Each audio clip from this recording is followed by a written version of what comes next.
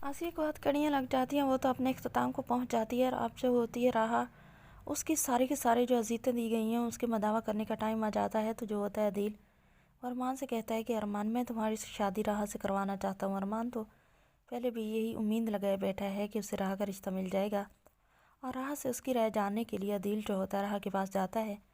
जो राहा होती है वो कहती है कि मामू, पहले मैंने कभी आपके फ़ैसले से सर उठाया है।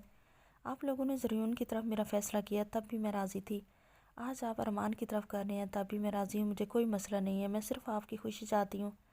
अदील जो होता है वो राहा को गले लगा लेता है और राहा से कहता है कि बेटा, मुझे जो भी मुझसे ज़्यादती हुई है मुझे माफ़ कर देना। अनजाने में हुई है, मैंने जानबूझकर नहीं की, लेकिन अल्लाह ने भी मुझे सज़ा दे दी है मेरी बेटी का घर ख़राब करके। आप मुझे माफ़ कर देना। तो जो तारा होती है वो कहती है कि भाई साहब, आप ये क्या कह रहे हैं? बार बार माफ़ी मांगकर क्यों शर्मिंदा कर रहे हैं मुझे और मेरी बेटी को? आपने हमें सहारा दिया, छत दी है। आपने हमें उस वक्त जब हमारे पास कुछ भी नहीं था, जब हमारे पास कोई आसरा नहीं था, सहारा नहीं था, छत नहीं थी, तब आपने हमें सहारा दिया है। तो हम कैसे ये कर सकते हैं कि आपको माफ़ ना करें?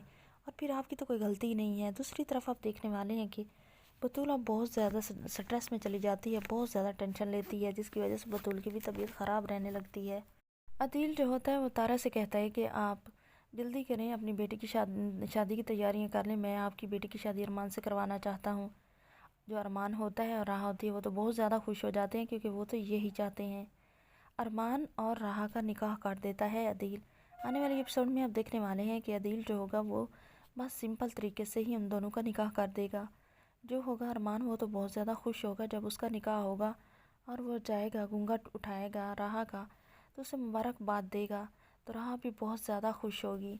बतूल जो होगी वो जाएगी राहा के पास और अरमान के पास, उन्हें गिफ्ट भी देगी और मुबारकबाद भी देगी और उनसे सॉरी भी करेगी कि उसकी वजह से उन्हें इतना ज़्यादा तकलीफ़ उठानी पड़ी है। तो वो बतूल को माफ़ कर देंगी। लेकिन आसिया जो है वो तो हथकड़ियाँ लगकर पुलिस स्टेशन, जेल में ही पहुंच जाएगी। आसिया को अब बहुत ज़्यादा एहसास होगा कि उसने बहुत गलत किया है। उसने अपना हंसता बसता घर तबाह कर लिया। अदील जो है सिर्फ उसे हथकड़ियाँ लगाकर वहाँ नहीं भेजेगा, बल्कि तलाक का नोटिस भी उसे जेल में ही भिजवा देगा।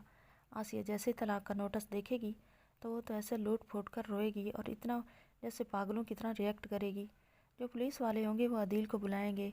जब अदील वहाँ पर अदील जाएगा तो आसिया तो ज़हनी तवाज़ुन भी खो बैठी होगी।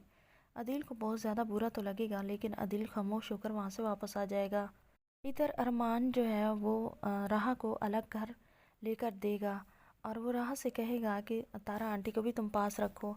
लेकिन राहा जो है वो अपनी माँ को पास रखने के लिए तैयार हो जाएगी, लेकिन तारा जो है वो कहेगी कि बेटियाँ के घर मैं नहीं रहती।